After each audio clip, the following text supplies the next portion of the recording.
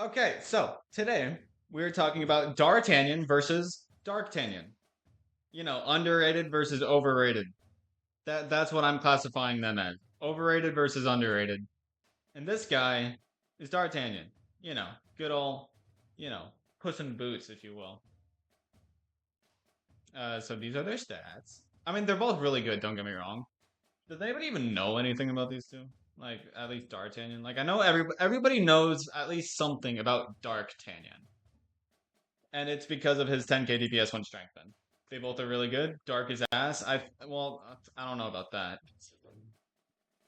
I don't think you should be saying dark is ass, but you know what? I'll use that as clickbait for my YouTube video or some shit.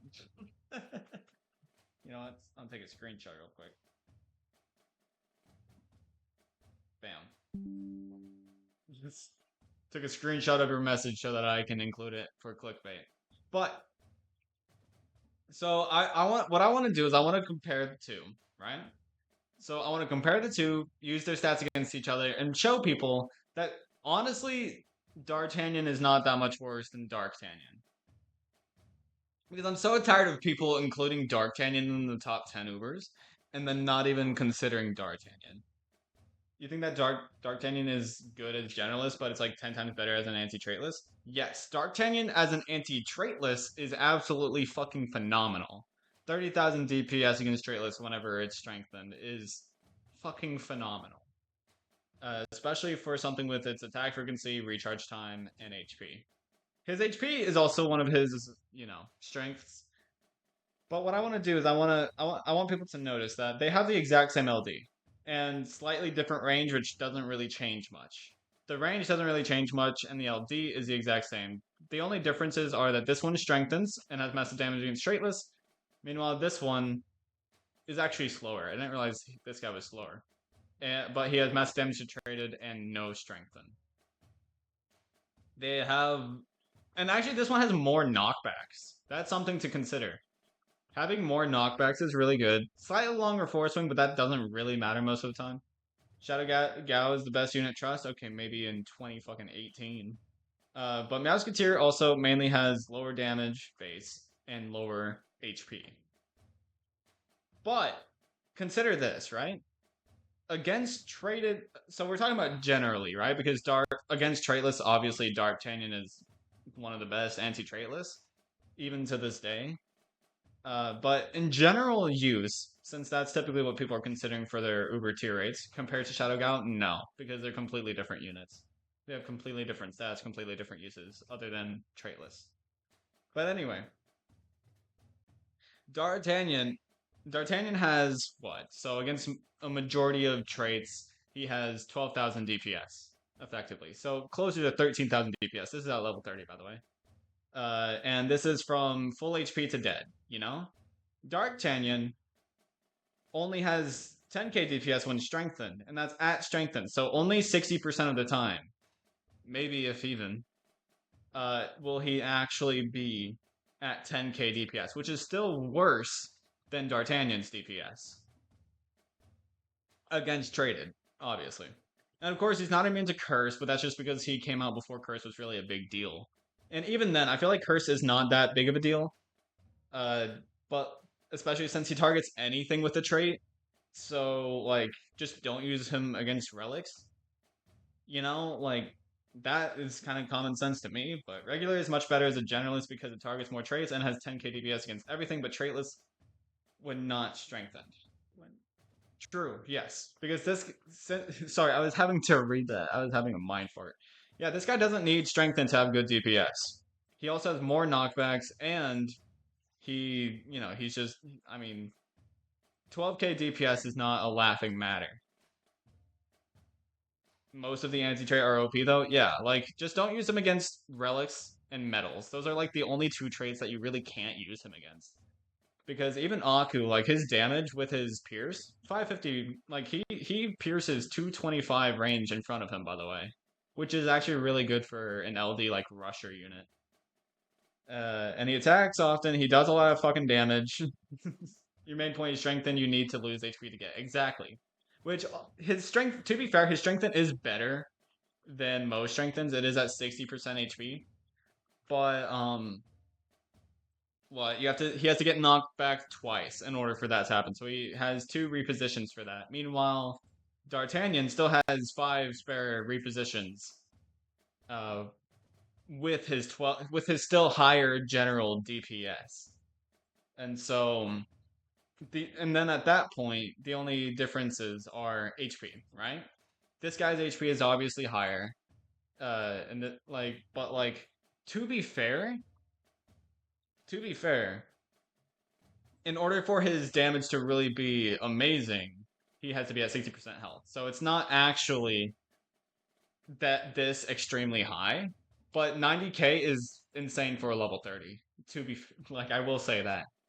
But like, especially since in the meta nowadays, you're going to be leveling up units. If you consider them both at level 50, let's look at level 50. So this will look a little more complex. Sorry, but this will look a little more complex. Let's look at them both at level 50, right? And we'll compare from there. Just because I want to go really into depth about this because I don't want people underestimating the hell out of D'Artagnan anymore. 8k DPS, so 16k whenever strengthened. This piece of shit has 20k DPS the entire time he's alive. He has 20k DPS against anything with a trait. You gotta go again? Alright, see you, Scoop. Thanks for coming back. And mind you, this is 20k DPS with an LD of 200 to 550, which is a really good LD for somebody with 340 and 325 range. Like, this LD is really good for this guy. And he's constantly, and at level 50, he's doing 20,000 damage his entire lifespan with 6 knockbacks, and then he also only has a 90-second recharge time. D'Artagnan has 16k DPS, which isn't much worse than the 20k at level 50. However, he has to be at 60% HP in order to do that, which means you have to get him hit a little bit. And if the stage isn't pushing very much, then chances are you're going to be living with a 5k DPS or an 8k DPS level 50 D'Artagnan the entire time instead of the potential 160% or 16,000 DPS. We're not talking about Shadow Gao. Stop about Shadow Gao. All right, I'll talk about Shadow Gao just for the hell of it in a second. We're not talking about him. He is a very different unit. Let me finish talking about these guys first. And then they're both immune to waves and warp. Which honestly, especially nowadays, I feel like if D'Artagnan had immune to Surge, he would be by far better than D'Artagnan. But simply because their immunities are the exact same. Like, they're literally the exact same. They don't have any differences other than their damage, HP. And, I mean, they have slight differences such as movement speed and attack animation and knockback, right? But I just... The only thing that makes me think that D'Artagnan is better than D'Artagnan generally is because of his ability to have higher DPS against his targeted against anything with a trait, whilst not having to be strengthened in order to have that insanely high damage. And that's the video. Okay, I'll talk about Shadow Gao now, just because you keep asking for it. So now we can compare Shadow Gao. Well, I closed D'Artagnan, but I think we understand D'Artagnan's stats relatively well. Also, this is the wrong fucking thing. I do not know why Mirrorhaze is not the first thing that pops up. But anyway. Shadow Gao, he has 480 fucking range with 6k DPS. With massive damage. So he has, what, 18k DPS? Against Traitless with 480 range. More HP than D'Artagnan, which I actually didn't realize. Good survivability, slight freeze. Like, obviously this guy's fucking insane. Like, he's kind of slow, I guess, but like immune to waves and knockback makes him usable against core. A lot of wave using Traitless and moles. That's his knockback's really good against fucking Mr. Mole. So that's really nice. Especially since he has the HP to essentially tank Mr. Mole. So yeah, Shadow Gao is really good. I don't think I needed to talk about him that much, but he's really good. And then if you're going to level him up to level 50, then like if you're going to level him up to level 50, then his stats just go through the roof. 30k DPS against Traitless at level 50. And a lot of HP. All right. So is there anybody to raid? Or is there anybody I should raid? Or is there anything else you guys want to talk about? Because I think the stream is over. Manicure Racer is going to get owed. Manicure Racer gets destroyed by Shadow Gal. So definitely, definitely. Yeah, oh, definitely, definitely, definitely. If you did enjoy, please do come back for more. And I'll see you in the next one. Peace!